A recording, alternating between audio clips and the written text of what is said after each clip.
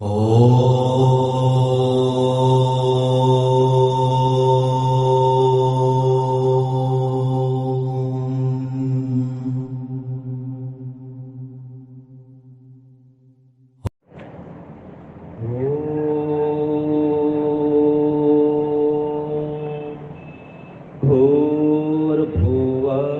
स्वः तत्सवितुर्वरेण्यं भर्गो देवस्य धीमहि धियो यो नः प्रचोदयात्। आप सब भी एक बार बोलेंगे, सब लोग मिलके बोलेंगे। ओम भूर्भुवः स्वः तत्सवितुर्वरेण्यं भर्गो देवस्य धीमहि धियो यो नः प्रचोदयात्। धियो यो नः प्रचोदयात्।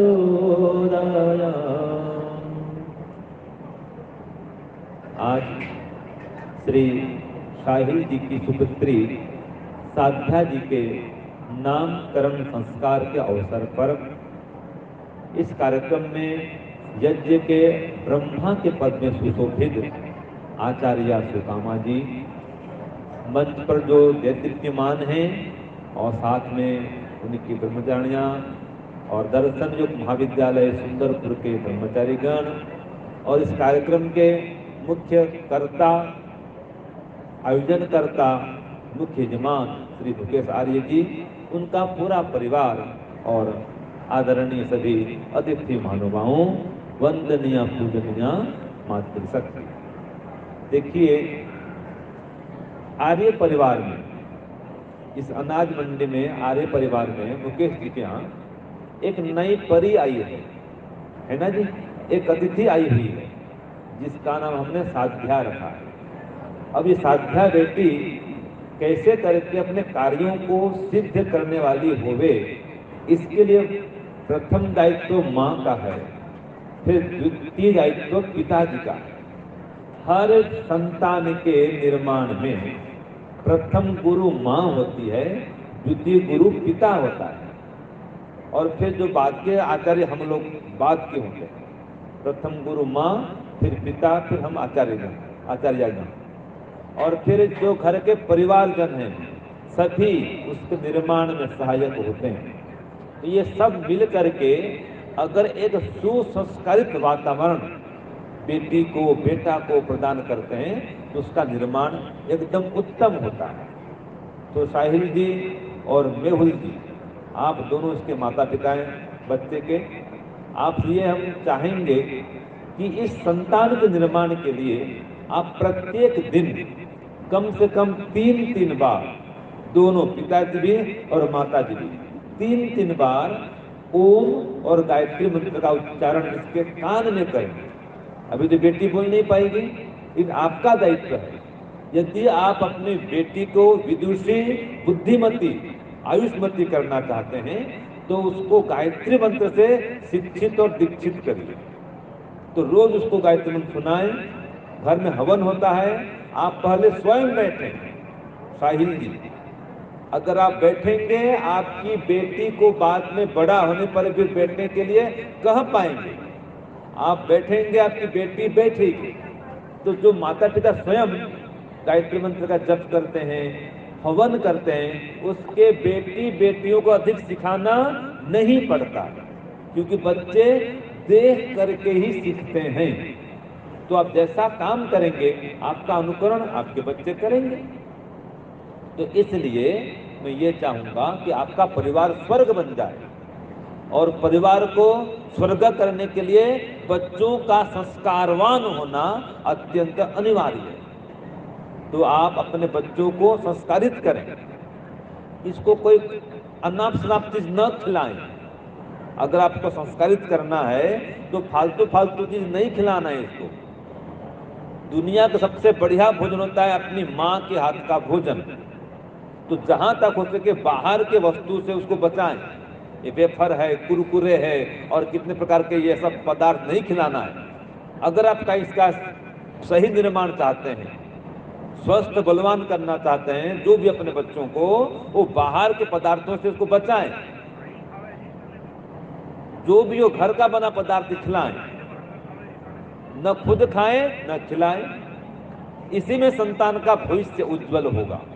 और याद रखिए, उसको कभी भी झूठी बातें न सिखाएं, उसके सामने झूठी चर्चा न करें, उसको डर भय की बात न दिखलाएं।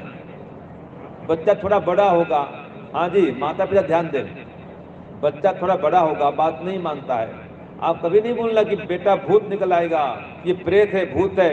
ऐसे बच्चों को नहीं डराना है, नहीं तो जीवन भर वो डरपोक बन जाता है बच्चा। तो ना कोई धमकाएं न डराएं, प्रेम से उसको समझाएं और आप स्वयं आदर्श व्यवहार करें। आप सभी माता पिता, दादी माँ, दादाजी, सभी लोग, आपका उत्तम आचरण स्वयं का पहले होगा तो उसका प्रभाव बच्चों पर पड़ता है।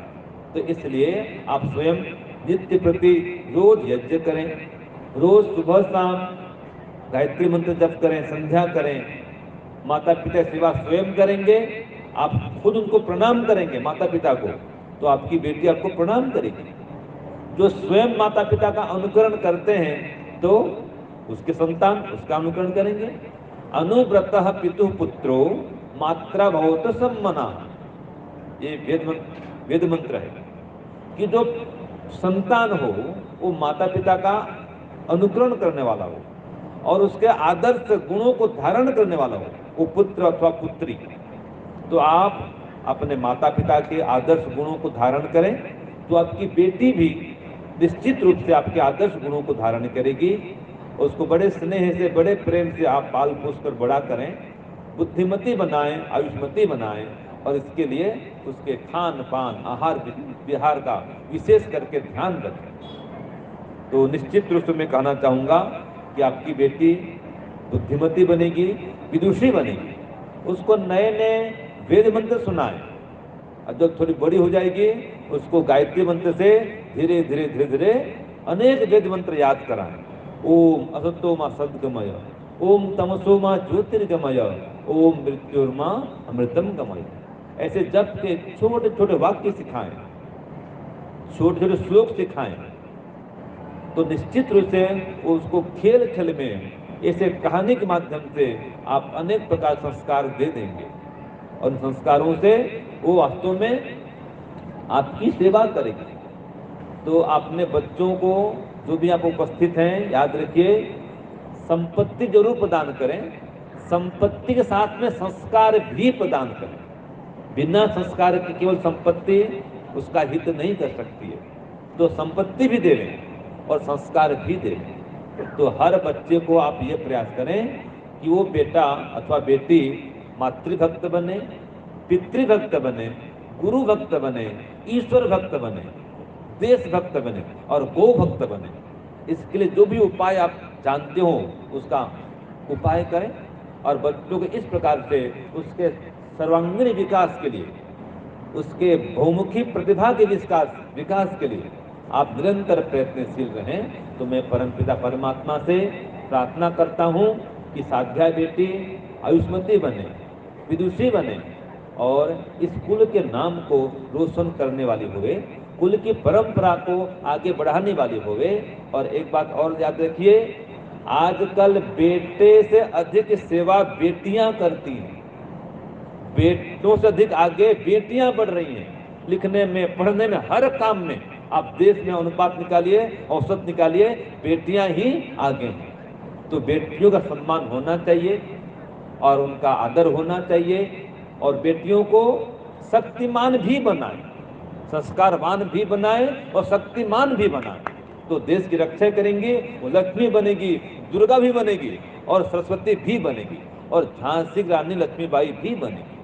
तो बस इतना कहते हुए बेटी साध्या को खूब खूब आशीर्वाद देते हुए मैं वाणी को विराम देता हूँ। ओम शांति ओम शम। सबको सादर नमस्ते।